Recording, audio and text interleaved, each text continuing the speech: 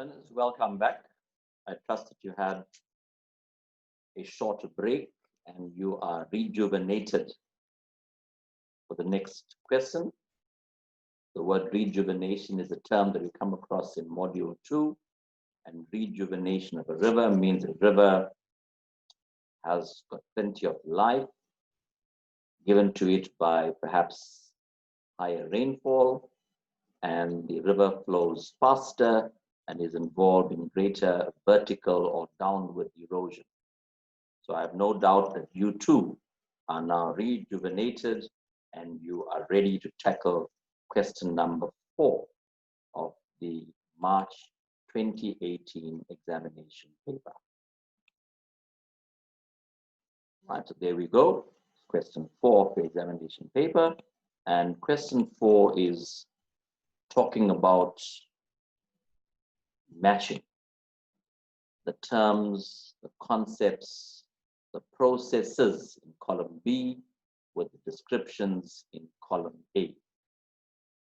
Now, as you would note that every question starts with these kinds of level 1 questions, where you're asked to match, you're asked to give a term, a concept, give a word, so you are able to score as many marks as you possibly can in a question like this.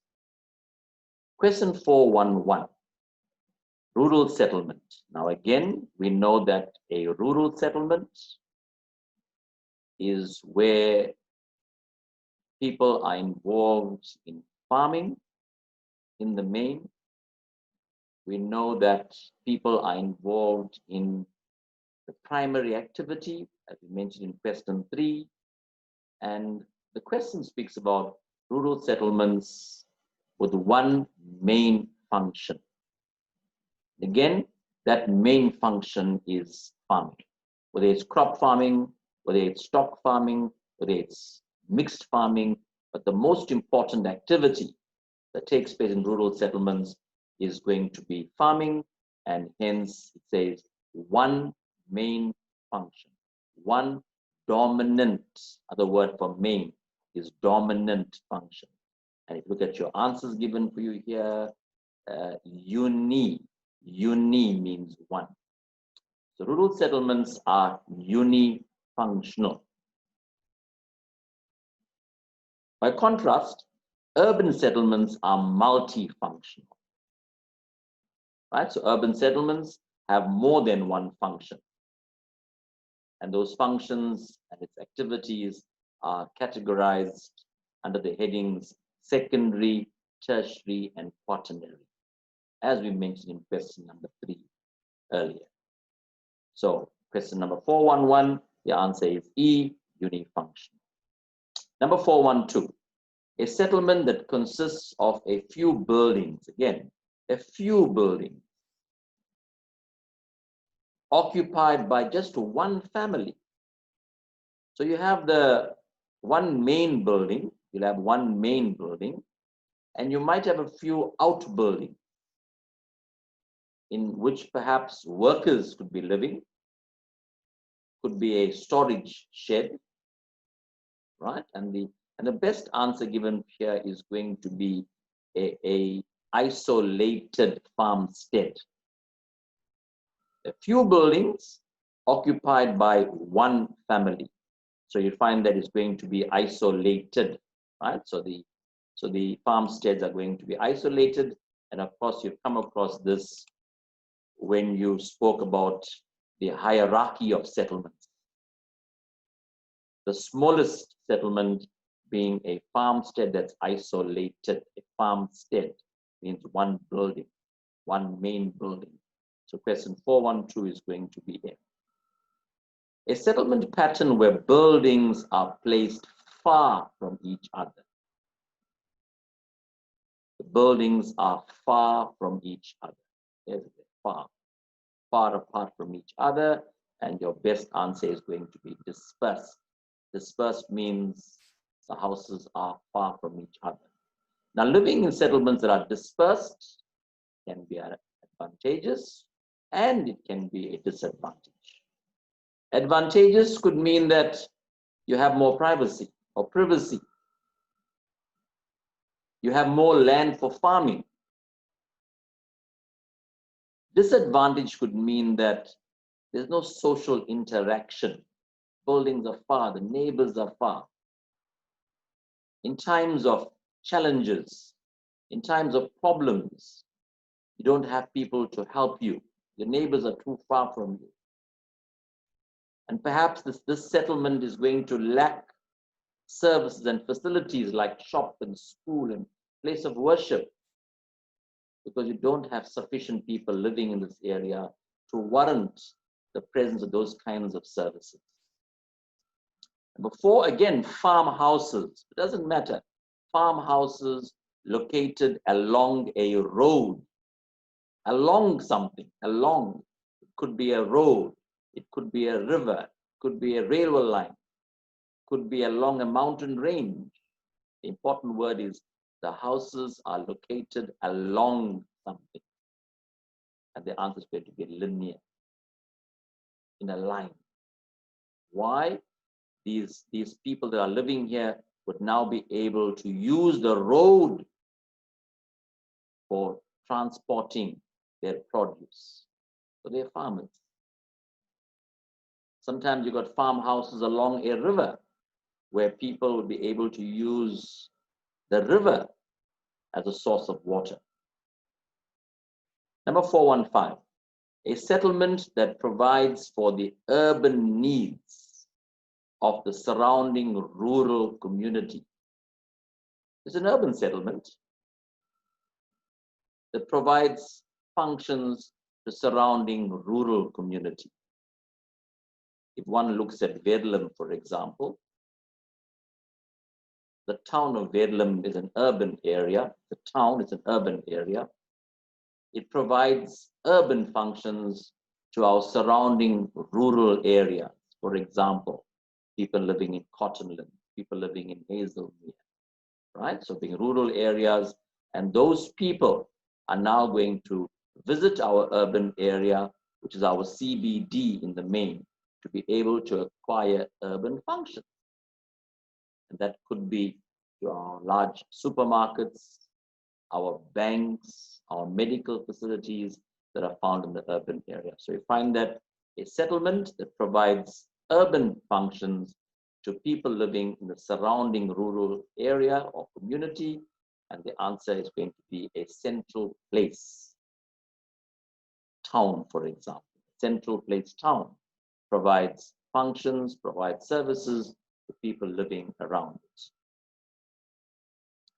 Question number 416, a settlement that develops at a natural passage in a mountain chain. Now again, note the wording of this question, right? Where language is now being used, but to read the questions carefully, you can score maximum marks in questions like these. A settlement that develops at a natural passage in a mountain chain. In other words, in that valley, in that gap in the mountain. A settlement that develops at a natural passage. A settlement that develops in the gap. Now, why in the gap?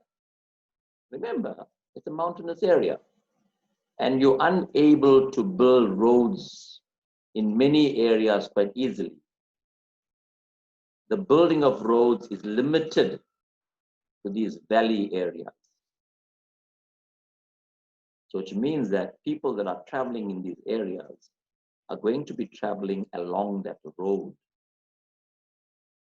So you'd find that business people would now go and locate their businesses along these roads to be able to attract passing traffic. And with time, a small settlement is going to emerge.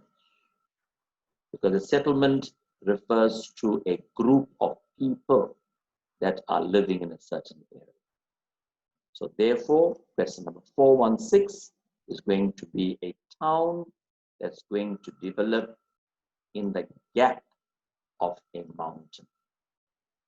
There's your answer in a question like that. Right? So you can score your marks in that particular question. There's your marks there. Then we're moving on to our next question. There's your answers, but there's our next question now.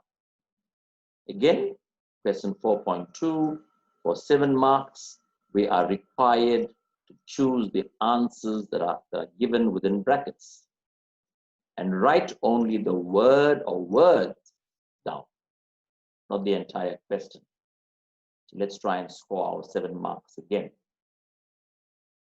Question 4.2.1 speaks about a concentration of activity. It means that there are many activities in one area.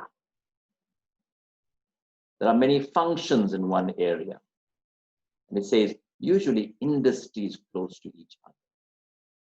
It means that many factories are going to be located in the same area. For example, you speak of the Phoenix industrialized area.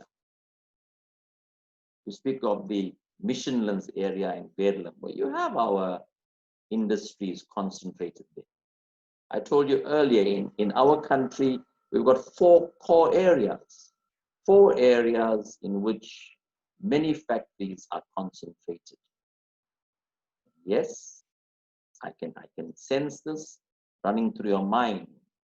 You are saying, number 1 is the PWV area. Number 2 is the Durban Pinetown area. Number 3 is our Southwestern Cape Industrial Complex. And of course, the last one is going to be the Port Elizabeth Uitenhage area.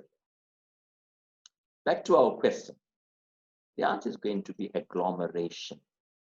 An English word. Agglomeration refers to the concentration of activities. Agglomerate. Agglomeration means a concentration of activities. 4.2.2, food security, insecurity, is when people do not fear starvation. Now again, you will not fear starvation when you have sufficient food, sufficient nutritious food. And people won't fear starvation if you have food that is nutritious. So the word food security is when people do not fear starvation because, you must know this important terminology, because they have access to enough or sufficient nutritious food. By contrast, food insecurity is when people fear starvation because they do not have access to sufficient nutritious food. A very common question in the examination. The examiners can ask you either of these 2 concepts. And because it's a concept, you have to know it off well. 4.2.3, the total value of goods and services that are produced in a country in 1 year is, and you're right, is referred to as a country's gross domestic product. Commonly used abbreviation is GDP, contribution to GDP, which stands for gross domestic product. So what does GNP mean? Same definition. Total value of goods and services produced in a country in 1 year, watch this, by the country's permanent inhabitants,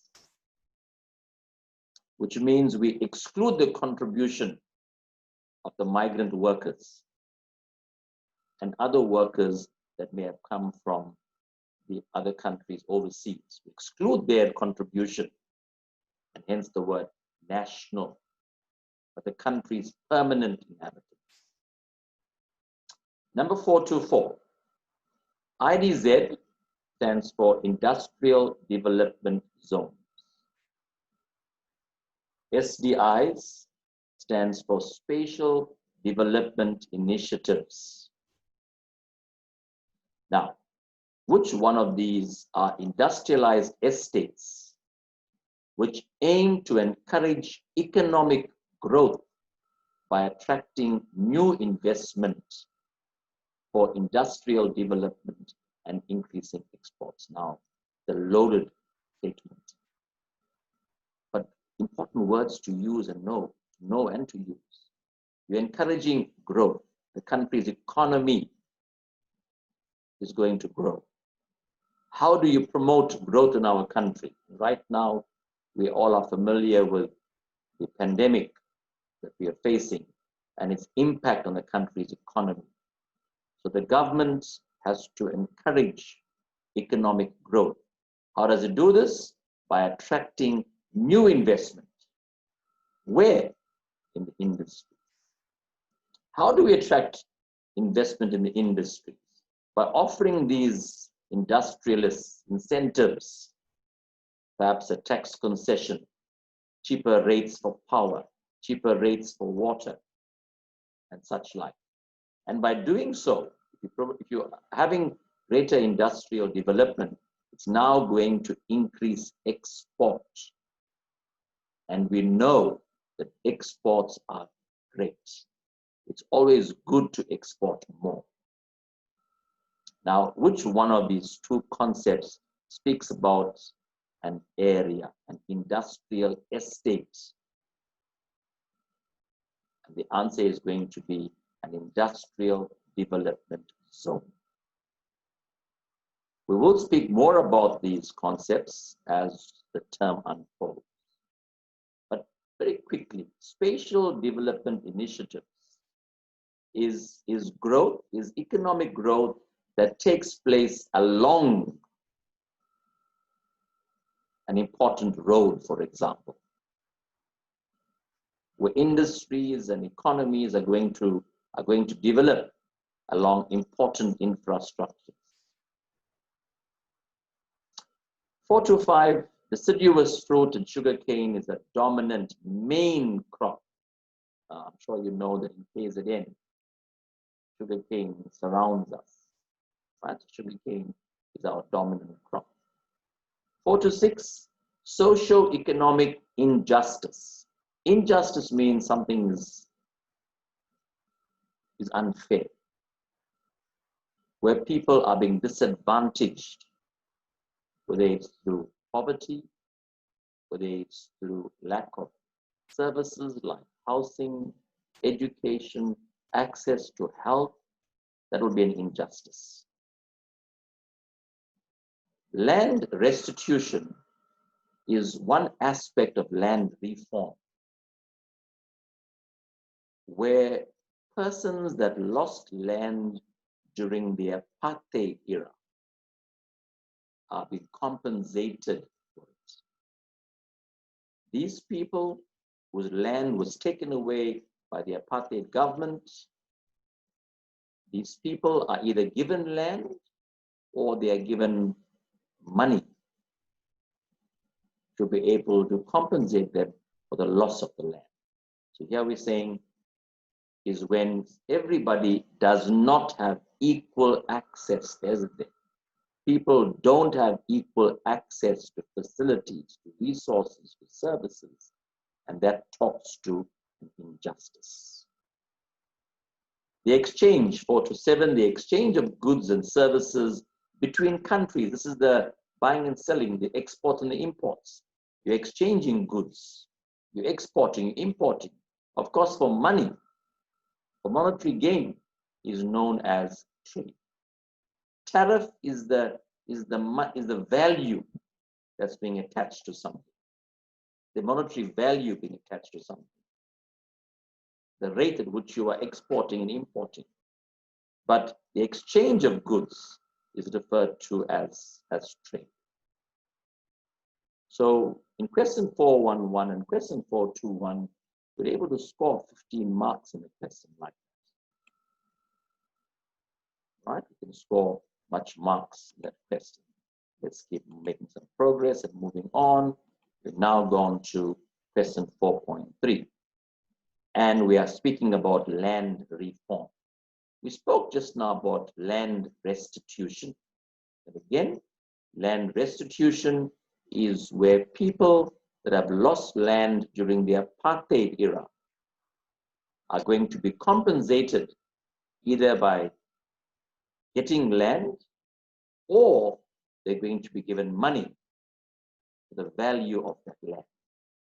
The government of the day is talking actively about land reform. Various political parties are also throwing the weight behind forcing the government to hasten this land reform policy. And we're even speaking about land expropriation, which means that if there's no willing seller, the government must take the land and sell and give this land to those people that are disadvantaged in the main to try to alleviate poverty. But there's our resource that is given, our source material, the case study. And we will get answers that are inside here. South Africa's land reform efforts lack a focus. It's lacking a focus. It's failed on struggling farmers. So we're giving land to people through land restitution, through land redistribution, but perhaps it's not achieving its desired outcome of reducing poverty. And let's see what the challenges might be. Has suffered many failures and have in many cases seen little or no improvements. Land reform remains an unresolved historical grievance. Remember that the government has involved itself in this land reform process to bring about reconciliation amongst the people, to bring about stability, to try and settle this grievance that people lost land. But of course, land reform remains an unresolved historical grievance. There's a general agreement that land reform has been a failure. Research shows that between 70 and 90% of the projects have failed. There's a land restitution, where you're giving back land to people whose land was taken away during the apartheid time. The government needs to reconsider its policy of simply acquiring land for redistribution. Now we introduce the concept of redistribution. So you have restitution is where those that lost land are given back land or money. Redistribution is where the government is giving poor, disadvantaged people land. This group of people had not lost land in the past, but because of poverty, the government wants to give them land and hoping that they'll be able to use that land, farm that land, and sell surplus produce and be able to reduce unemployment and poverty. But of course, these programs have failed. It needs to take measures to make sure that redistributed land is used productively. Now again, people are getting land, but they have no idea how to use that land. They have no farming skill, they have no money, and sometimes they have no need for the land, which means the land, they will now sell this land to other individuals. And that means the program of land reform would have failed. If land reform is to continue in its current fashion, its prospects are doomed. It is the government's duty to see to it that they create, there's a tip, self-sufficient farmers through the provision of support. So we can't just give people land and say, now go and farm the land. They would need support from the government. Support in terms of a skill, support in terms of acquiring loans at low interest rate, support in terms of being able to market what they are planting. So armed with that information, we'll now be able to tackle the questions that we're going to be asked. There we've got a 14-mark question about land reform. Define the term land reform. Why has land reform program failed? Why has the government introduced the land reform program? And of course, for 8 marks, discuss the methods that our government could put in place to support people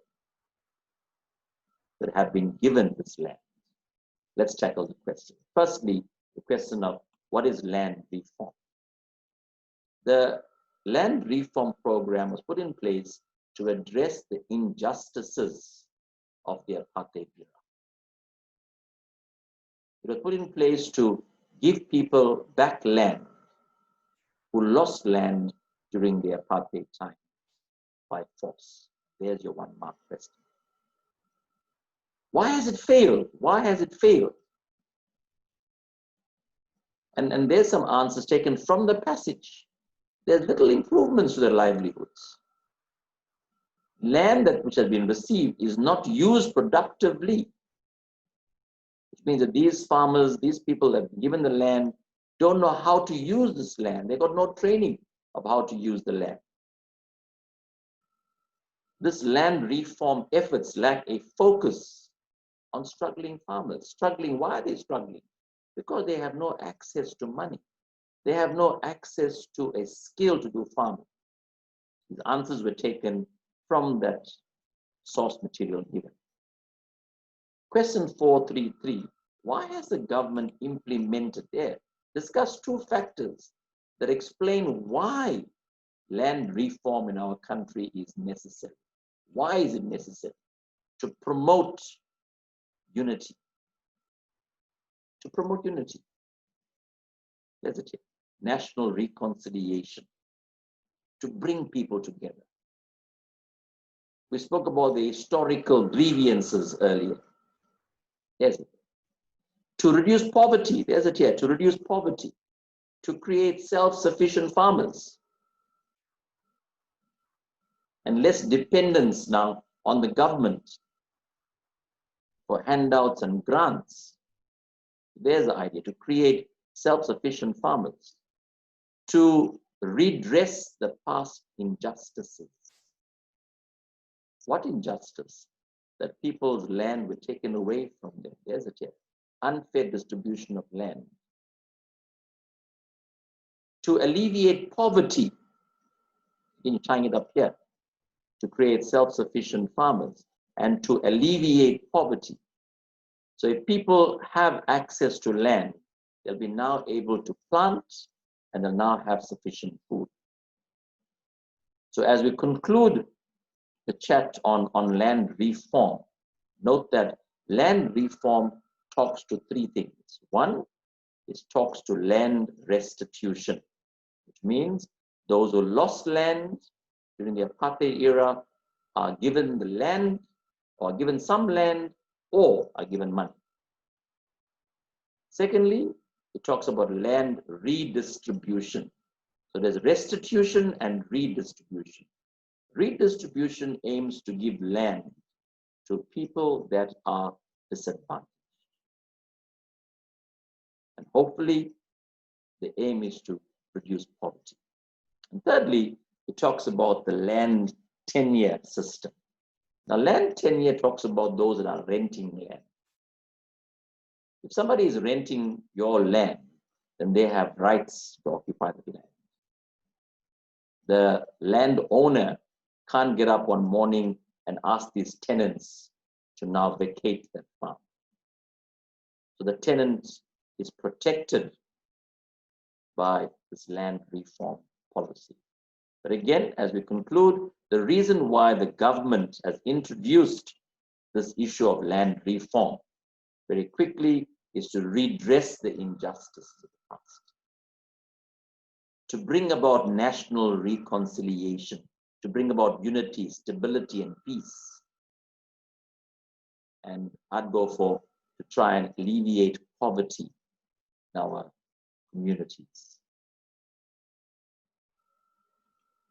Right, we are making good progress. And the last question they asked us there is, for 8 marks, discuss the method the government can put in place to support these people. Now, as we're speaking, we spoke about this. What can the government do to support these people? Land has been given to them, and people have no idea how to use this land. And watch our simple Our simple answers here, in your own words. Number 3, I'd like, it says, consult the people. Involve the local community in the decision-making process. That's an important concept. Consultation. Involve people in the decision-making process. Once you involve people, they have a buy-in to the program and they will support that program. So the issue of consultation, consult the local community. Establish educational centers. We spoke about skills for these people. There's a training and development in modern farming methods. Mentorship to a new farmer. These farmers are given land and they have no idea what to do with that land. So you need to have training programs for them. You need to use perhaps other farmers who are successful to become mentors, to take these farmers under their wings and teach them about the correct farming methods. Subsidize small-scale farming. Assist these farmers with money.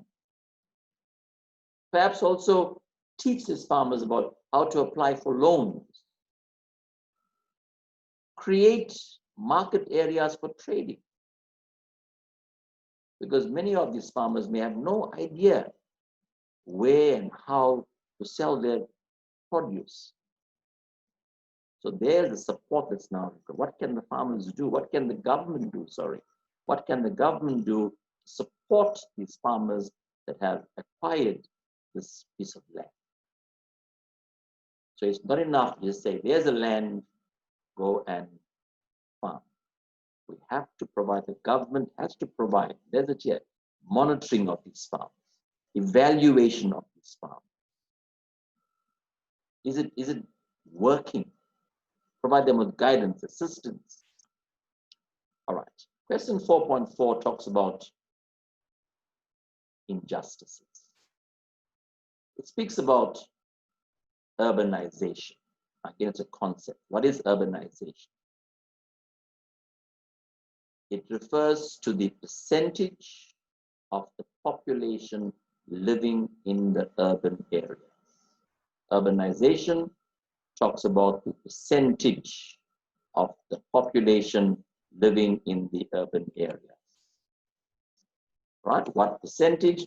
So if we say, for example, that South Africa is 50% urbanized, it means that 50% of this country's population is living in the urban area. By contrast, it means that the other 50% is living in the rural area, because together it must give you 100%. It can't give you 99% or 101%. So if we tell you that study these percentages of people living in the urban areas, we are speaking about the concept of urbanization. When you use the word percentage, it's urbanization.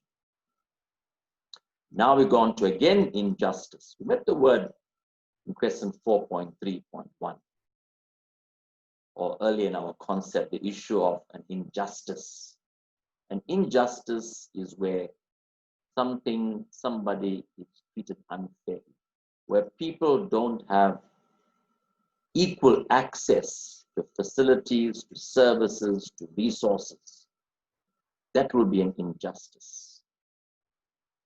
You have a social injustice, where people don't have access to services.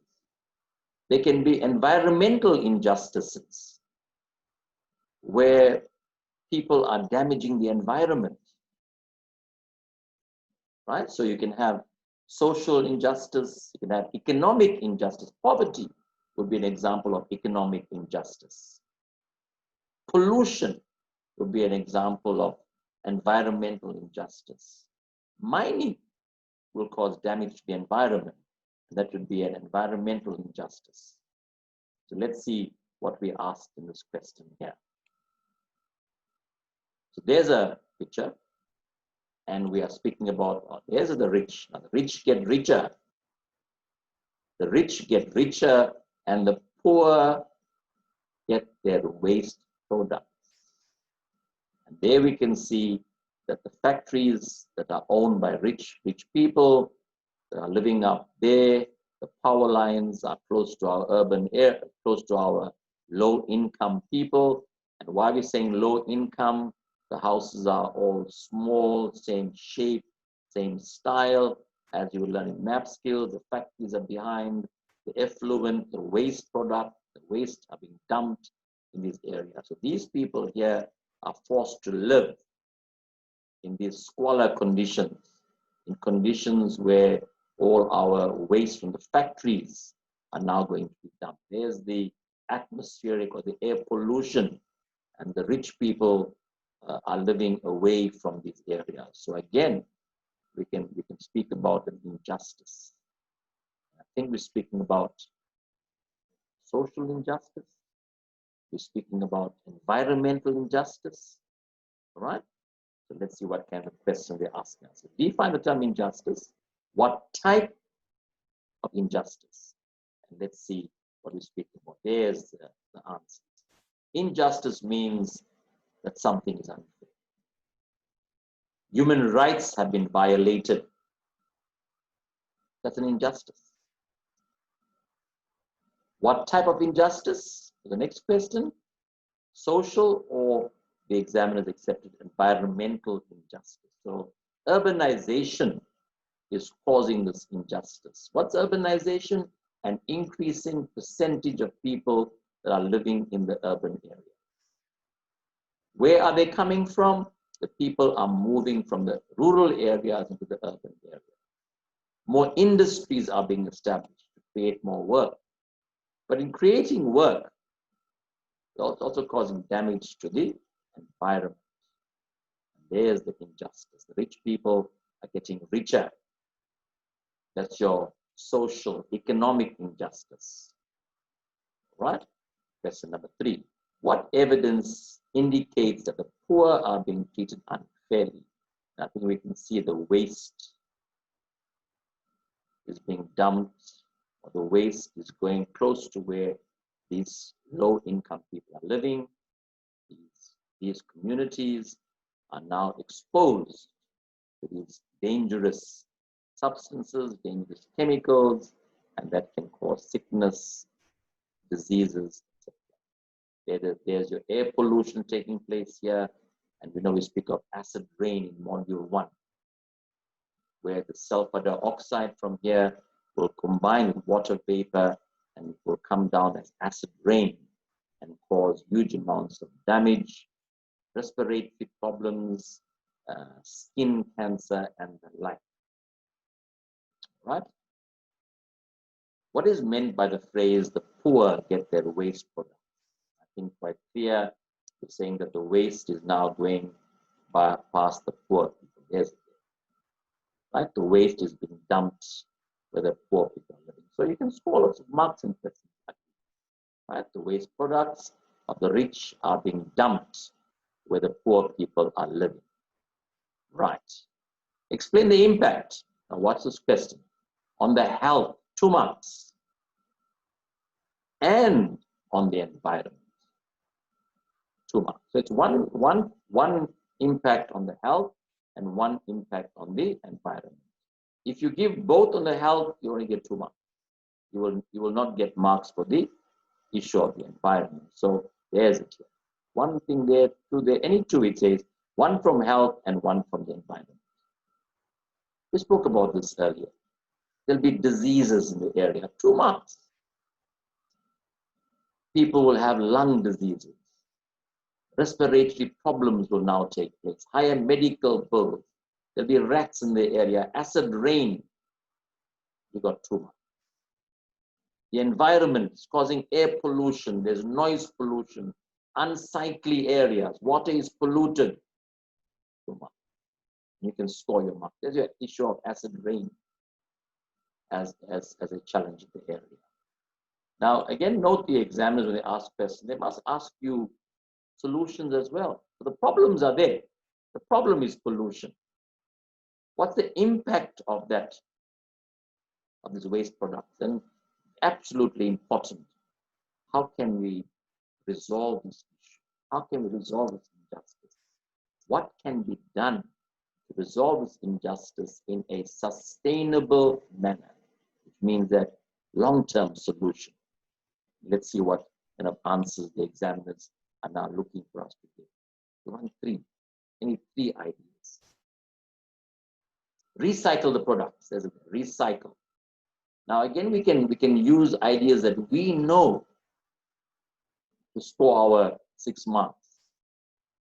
Buffering. You know buffering from GIS. Buffering means that you demarcate or you create a distance between these rivers that are being polluted and where people are living. People should not be living too close to these areas where the pollution is going to be dumped. So you have a buffer zone. You can say within a certain range, certain radius, people are not going to be living. Awareness programs. People must be educated about the problems that are being caused. People must be educated about awareness programs. And of course, the issue of green belt we mentioned in the last couple of days. Create more green areas. Plant more trees in the area, because trees tend to purify the air, because trees will tend to absorb part of these dangerous chemicals. Trees will give off more oxygen. Right? So you can see, again, you can have legislation,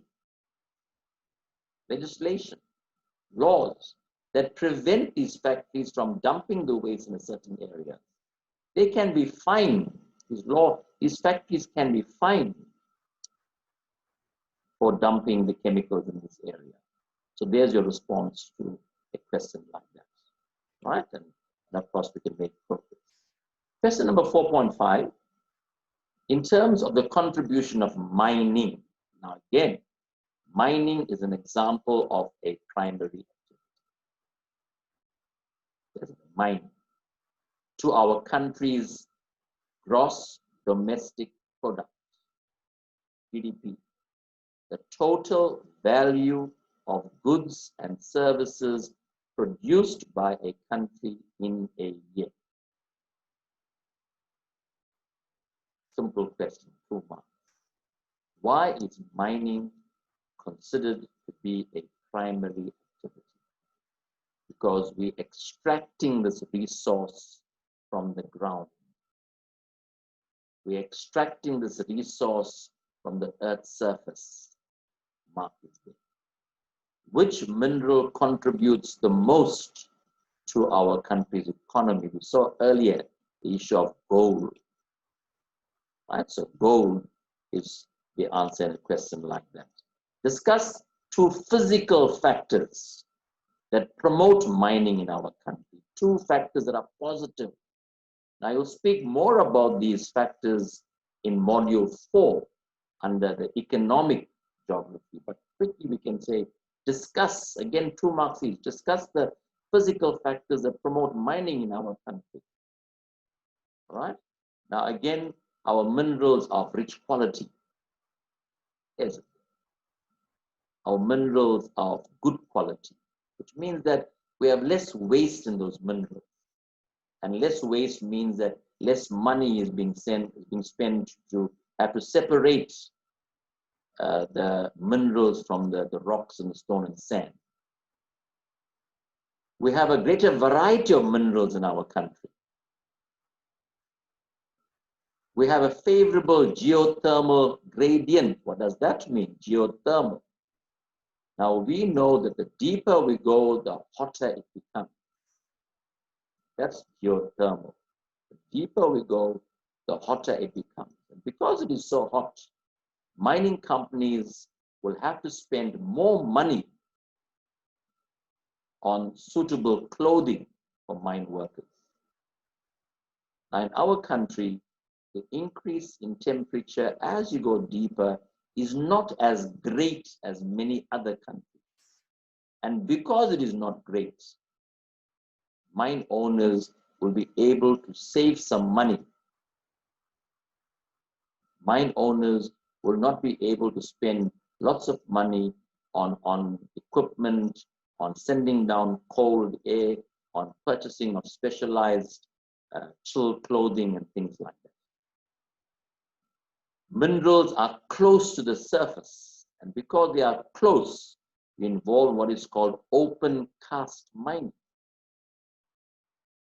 Because if you are doing deep mining, deep level mining, if you are digging deep underground, it means that more money must now be spent in securing the area, in using equipment to prop up the area and prevent the mines from collapsing. More shafts will have to be used. More money must now be spent in transporting the minerals from deep underground to the surface. So we have lots of minerals close to our ground. Spoke about earlier the high standards of our minerals, good quality minerals. We have lots of water resources close by these mines to be able to process these minerals. We have our harbors through which we export them. As you know, as you might know or you know now, that we export coal through Richards Bay. We export iron ore through Saldanha Bay. So we do have these harbors to be able to export these things. So these are the positive factors. Again, all you're looking for is two of them. Suggest one way in which South Africa can address labor issues. Now, the issue of labor. The issue of labor unrest. Now, as you know, if workers are not happy, there is going to be labor unrest. There is going to be fighting amongst our workers. And as a result, that's going to create some kinds of problems. So how do we address the issue of labor in our country? Again, the issue of consultation. The issue of consultation. Create good working conditions. Pay workers a fair salary. Ensure that companies adhere to the basic conditions of employment. Right? So if we address those issues, then workers are going to be happy. Right? So the issue of consultation, the issue of creating good working environment. And the concept also used recently is that where workers have shares in the mine. Because should you have a share in the mine, then you have a vested interest in the mine and you'll protect the mine. You'll work harder because the harder you work, the bigger will be your reward in terms of profit. So those can be done to ensure that our workers are happy. 455, explain the economic importance. There's the importance now of mining for the infrastructure. Two things. How will mining lead to the development of the infrastructure, which is roads, railways, power lines, communication networks? And what role does mining play in the development of industry? Now it's 8 marks. You can give 2 ideas for infrastructure. You can give 2 ideas for industry. Or you can give 1 and 3 and 3 and 1, but you must give something from there and you must give something from there. So let's see what kinds of answers we're now going to be accepting. The importance of infrastructure. What does mining do? It improves roads and railways, 2 marks. It improves the water, the harbors, 2 marks. It improves the electricity grid supply, 2 marks. Telecommunications are going to improve, 2 marks. That's infrastructure. So if you said it leads to the improvement of roads and railways, you got marks. Improvement to our harbor, because harbor will allow for the export of that mineral, 2 marks. ESCOM is going to be improved because you need more power supply, 2 marks. information and communication networks are going to be improved, whether it's cell phone networks, connectivity, 2 marks. Industries are going to be improved. Many factories are going to be established because of mining. Factories making mining equipment are going to be established, 2 marks. Factories making clothing for mine workers are going to be established, 2 marks. Right? So you can score your marks in a question like that. But of course, you must speak about the infrastructure and you must speak about the industrial development. So factories constructing infrastructure, roads, railways, power lines are now going to be established. Factories that are working with these raw materials, for example, your ESCOM, factories that are processing iron ore are now going to be established. So there's a whole range of factories that are now going to be established because of those resources.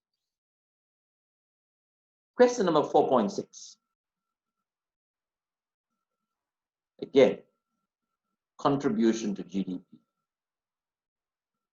The question, which economic activity makes the biggest contribution? Which economic sector makes the biggest contribution? Explain the low contribution of the primary economic sector. Why is it important to strengthen the secondary? And we spoke earlier about the secondary sector where you're adding value.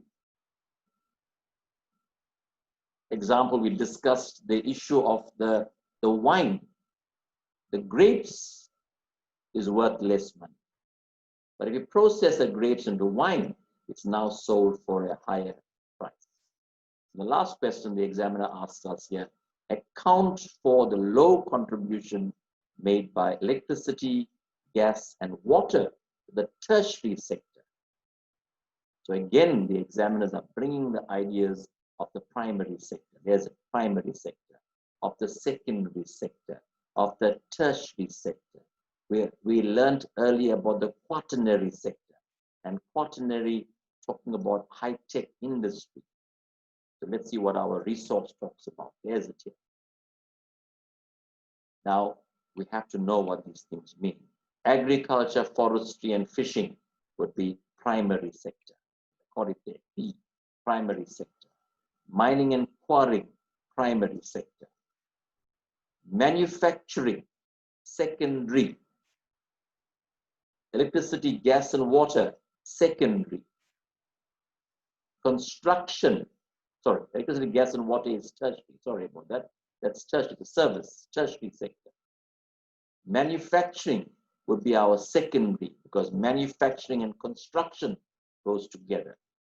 Finance, real estate, and business services, tertiary. General government services are going to be tertiary. So you have to classify them first. We'll record here primary for the first one, primary for mining, secondary, tertiary, secondary, tertiary, tertiary. The question they're asking us very quickly is, which economic activity makes the biggest contribution? And if you look at the sources given, it's finance, real estate, and business. Next question, which economic sector? There's primary, there's secondary, and there's tertiary. Now you add up all your primary. That's primary, that's primary. Primary ends right there. It is 7.1%. Manufacturing is 15.2 plus 3%, that's 18.2%. And tertiary is 21.5, 13.7, that gives you 30, 34, 35.2, 35.2, you add this plus 1.8%, 35, 36, almost 37%. You can go back and check it out. So almost 37% is involved in the tertiary sector. So the question asked us there, which economic sector? And there's your answer, the tertiary sector. There's it there. right? Finance the tertiary sector. Then they're asking us, explain why the primary economic sector makes a small contribution to the country's economy. Because they're unprocessed goods. It's worth less, 2 marks. 2 marks. Natural disasters, droughts and floods. High cost of production, 2 marks. Safety concerns on the farm killing. So we're able to score our marks here. So essentially we're saying that there's unprocessed goods have a lower value. There's a big demand for processed goods. In other words, there's a smaller demand for raw materials. And because the demand is less, the price is going to be less. Why is it important to strengthen the secondary sector in our country? It's a producing sector. It's a producing sector. It earns more money, isn't it? It earns more money, 2 marks. It attracts foreign investment, 2 marks. It creates more work, 2 marks. It makes a higher contribution to our country's GDP, 2 marks. Again, simple ideas. It says here, we don't need to import. We should be promoting exports. Because we learned earlier, the more we export, the more income we are going to get. There's a good word to learn. We should be encouraging the replacement of imports. Encourage import replacement, hence the word import substitution. Replace the imports while we promote the export. So our country needs to be spending more time, more effort on increasing the level of the exports. Right, our last question. Account for the low contribution made by electricity, gas, water, and the tertiary sector. Now here we speak about the issue of load shedding, for example. There's the load shedding. And we're familiar with load shedding. We are familiar with illegal connections of electricity. We are familiar that people are not paying for service delivery. Right? So some of the answers as to why that sector makes a smaller contribution. But again, there are many answers given. We will choose the answers that are easier. And of course, the easier one is going to be, there's load shedding. There's high levels of non-payment for services. Poor maintenance of this infrastructure. How often we heard of the ailing infrastructure at ESCOM. Inefficient management and corruption. And therefore there's poor service delivery. We've learned quite a bit about load shedding as well. Water restrictions. Boys and girls, we have concluded the question 3 and question 4 of the March 2018 paper 1. Now you must spend some time going back and speaking about these things. Go back and learn from examination papers, because your examination papers is an important resource. And as we progress in the next many lessons, we're going to examine more examination papers. You'll find that we'll be using these answers that we've assimilated here in the questions that will come. I want to wish you well and happy learning until we meet again. Thank you.